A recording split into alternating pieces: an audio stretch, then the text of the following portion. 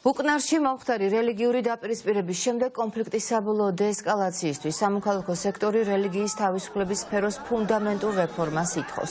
ადამიანის უფლებების სწავლებისა და მონიტორინგის ცენტრი რელიგიურ ჯგუფებთან და აქტივისტებთან ერთად მოუწოდებს მთავრობას უზრუნველყოს მუსლიმი თემისა და ქრისტიანული მრევლის მშვიდობიანი თანაცხოვრება. სამოქალაქო სექტორი საკანონმდებლო და აღმასრულებელ ხელისუფლებას რელიგიის საკითხთა სახელმწიფო სააგენტოს გაუქმებისკენ მოუწოდებს. ნინო გაზელიანი საუბრობს პირდაპირ ეთერში. ნინო, რატომ ითხოვენ რელიგიის სააგენტოს გაუქმებას? კეთი, რელიგიური ორგანიზაციების წარმომადგენლების შეფასებით სახელმწიფო რელიგიურ მრავალფეროვნებაში ხედავს პრობლემას და საფრთხეს. ამ რელიგიური ორგანიზაციების წარმომადგენლებს კი მიაჩნიათ, რომ თავად სახელმწიფოს არასწორი პოლიტიკა არის საფრთხის შემცველი.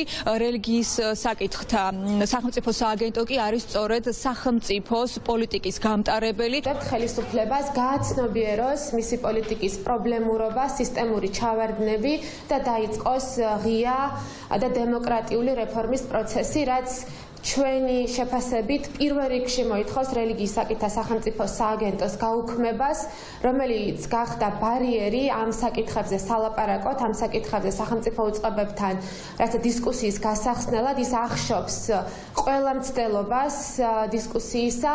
ჩვენი შეფასებით ეს უწყება არის სუსის პოლიტიკური ორგანიზაცია, რომელიც არსებობს იმისთვის, რომ მან აკონტროლოს რელიგიური ორგანიზაციები და არა გარდაქმნას ისედაც არსებული უთანასწორო პოლიტიკა ამ სფეროში. სახელმწიფომ ეს ორმაგი სტანდარტი უფრო დახვეწა და უფრო შეფარული გახადა.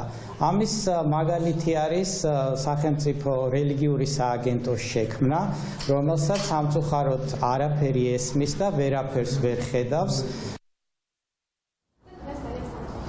სამოქალაქო სექტორისა და რელიგიური ორგანიზაციების წარმომადგენელთა ერთ-ერთი მთავარი მოთხოვნა არის, რომ გაუქმდეს რელიგიის საკითხთა სახელმწიფო სააგენტო, თუმცა რა სახის უნდა იყოს მომავალში მსგავსი სააგენტო თუ საბჭო, ამაზე მათი აზრით საჭირო არის კონსულტაციები კომპეტენტური პირების ჩართულობით. ისინი საკუთარ მოთხოვნებს უახლოეს დღეებში უკვე გადაუგზავნიან წერილობით პრემიერ გახარიას და პარლამენტის თავმჯდომარეს თალაკვაძეს.